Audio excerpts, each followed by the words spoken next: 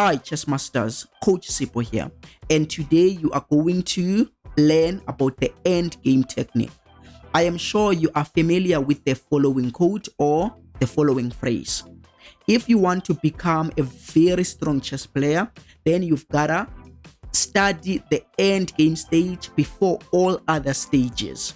So you went along and you did study the basic endgames such as the two rooks, the queen and the king, the two bishops and the king, and you even studied the bishop and the knight endgame.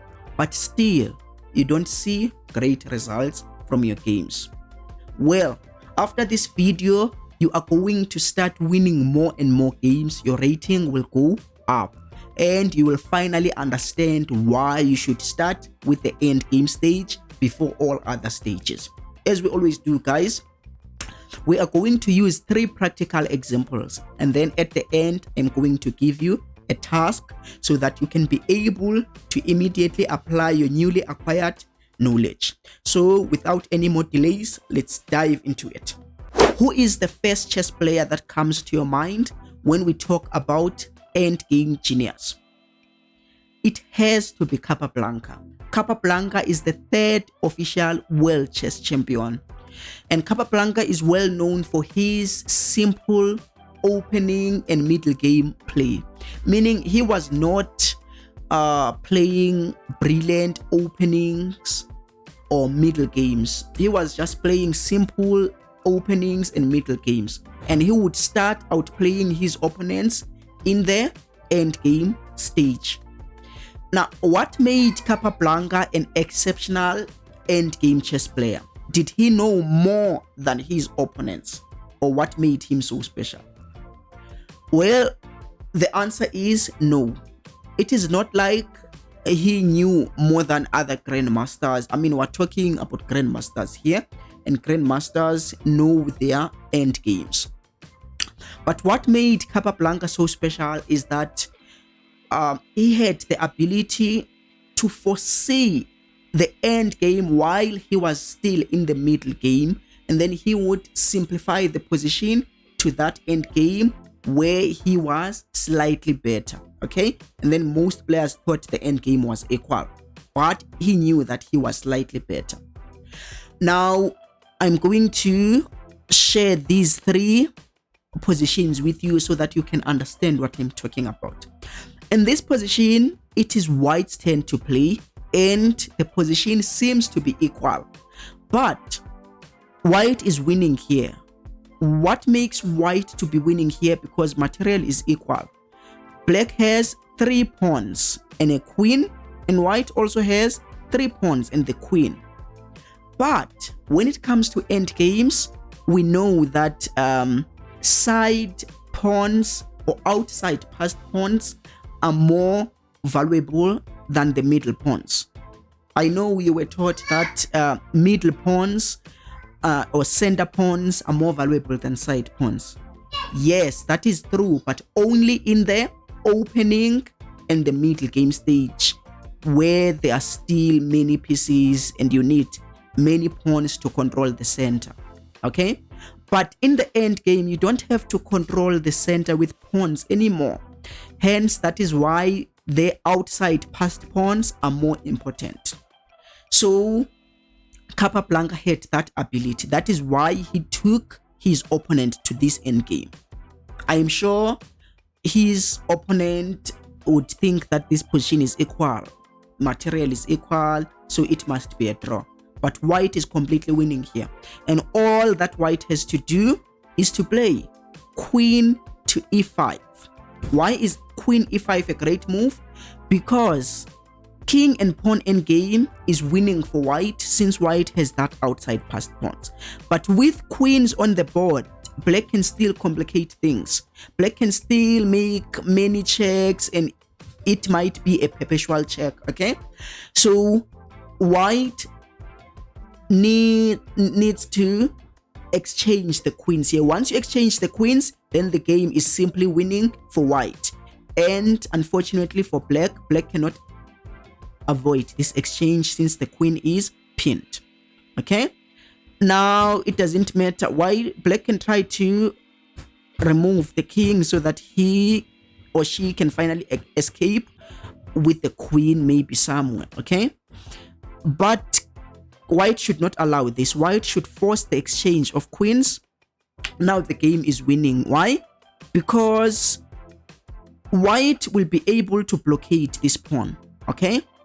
Yes, black can also be able to blockade that pawn, but white will sacrifice that pawn, and then white will win this pawn.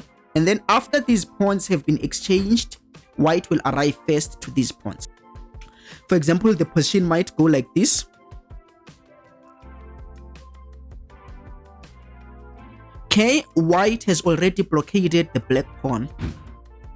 And then even if black tries to go to that pawn, of course black wants to defend the pawn. But if black defends this pawn, white will keep on pushing. And then let's say black still defends the pawn, white will keep on pushing. And pay attention, white is not trying to win with that outside pass pawn. White is just trying to move black's king to that side, okay? So that after these pawns have been exchanged, white will arrive first there. Now black is forced to stop the pawn. Now you can take the pawn. If black takes the pawn, now who will get first to these pawns? You see what I'm talking about? At first it appeared as if the position is equal because material was equal, but white had an outside passed pawn which he can always sacrifice, and then it will take the opponent too much time to get back to these pawns. Okay, now let's go to the second position. I was playing this position. It was bullet chess.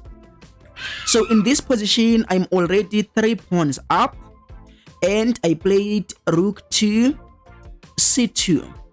You know, putting the rook on the 7th or 2nd rank as black is the best thing to do. And I'm also putting more pressure on that pawn. Now my opponent played the pawn here to protect that pawn. Then I played this move. My opponent played this move. Now there are 3 attackers, and there are there are 3 attackers and there are 3 defenders. So it seems like white will be able to hold this position. What should black do to win the game? I know maybe the computer or other chess players might recommend pushing or maybe bringing the king, but then we've already learned from the first position that if you want to have a good endgame technique, you should have the ability to simplify positions to winning endgames where you know that your opponent has no more chance to win or complicate the position. So what I played here, even though I know that I would lose a piece, but I knew that okay, I took forcing exchanges. Okay, now black is a piece down in this position, but then I have too many pawns and also an outside passed pawn, and this knight won't be able to stop all these pawns.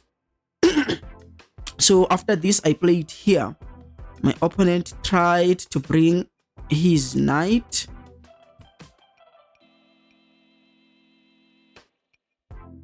No. My opponent here played the knight to that square, preventing me from queening. But then what I did, I started to push some pawns. My opponent took, I took, and then my opponent went there. In this position, black won't be able to stop all my 3 pawns, okay? Even if he can try to capture this one, but he won't be able to capture this. Okay, black will have to try and get that pawn. And then I can immediately push if I want, or I can start maybe with that move. And then I can push or even push. If the knight captures, then that pawn queens. If the king tries to stop this pawn, then this pawn will be able to queen. Now, what did I do in this position? In this position, I just simplified the position, even though it means losing a piece, but then I was able to foresee that I will be able to win that endgame. Third position. In this position, it is black's turn, and black is a pawn and a minor piece down. But it is black's turn, and black can be able to draw this position. You might be asking how. If you know the answer, you can pause and try to come with a solution by yourself. There's only one drawing move in this position for black, and it is rook to f6. If you play rook to f6, you are forcing the exchange of rooks, and then once you exchange these rooks, you will be able to draw the game. Why? Because it comes from your end game understanding. But then if you didn't know that the bishop and the pawn is a draw, if the bishop color is opposite to the queening square, this bishop is moving on dark squares and the pawn is queening on a light square. So if you know your end games, then of course you know that if rooks would disappear from the game, it would be a draw, because that is a wrong color bishop. If it was a light squared bishop, white would still win, but it's a wrong bishop. So all white has to do is to exchange the rooks, and then it would be a draw. Okay, let's see how it works. If it doesn't matter what black does, if white tries to avoid the exchange, then black will exchange the rooks by force. Now, as long as black will get to the corner first, now there is no way to take that king out of that corner.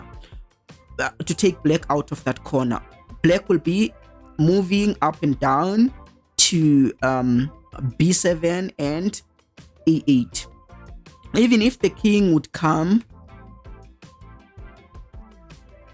there's nothing that the king will do. If the king comes here, then it would be a stalemate.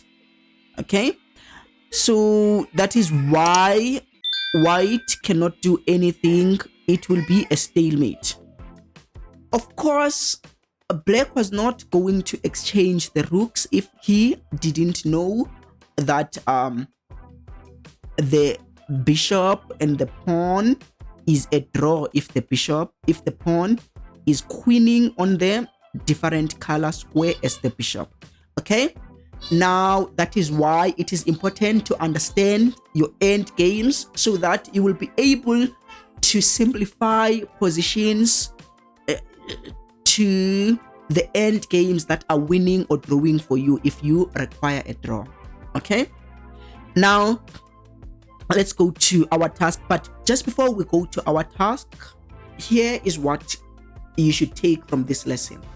Study your end games, and while you are playing the middle game, you should try to think about the future. Try to imagine which pieces will be, let's say if you are a pawn up or an exchange up, try to work it out in your mind. Which pieces will you need so that you can be able to win the game, and which pieces you should exchange. Don't exchange pieces blindly. Okay, exchange the right pieces. Okay, now if you are a pawn down, then you should exchange the pieces that will give you a draw at the end. Okay, it is all about that. Understand your end games, and then you need the ability to foresee the end games while you are in the middle game. Make exchanges that will take you to a won end game if you win, and if you need a win, or a drawn end game if you need a draw. Now that you understand, let's go to our task of the day. Okay, in this position, it is white's turn, and white is winning in this position. what should you do using the knowledge that you just learned? Okay, which pieces are needed in this position in order for you to win? So once you understand which pieces are needed and which pieces are not needed, you will know what is the best plan. Otherwise, there might be complications and you might end up losing the game. Just to give you a hint, most players in this position would push a pawn. And after pushing a pawn, now black is, after pushing the pawn, white can no longer win the game. And even worse, white is losing the game. Because if you push the pawn, black will simply skewer the king. When the king moves, you will lose your queen. Okay, that is why before you carry on with your plans, you need to sit down on a position, try to figure out which pieces are needed, which pieces are not needed. Okay, now what would you play? What should be the plan? Once you know the plan, tell us, let us know on the comment section. What moves would you play so that you get to a won endgame without any complication, without any complications? It might be you needed this information so that you advance to the next level, because I know most players are studying, but they don't see results because they play the middle game, they get winning positions, but then they allow complications to happen in the game and they end up drawing, or even worse, losing the games they were supposed to win. So once you have a winning position, you need to relax. You don't necessarily have to play the best move that the engine would play, but play a humanly best move. Try to simplify the position where your opponent won't have any chances of winning or drawing. So thank you for watching this week's video, and I would really appreciate it if you would support this channel by smashing that subscribe button. Until next week, peace.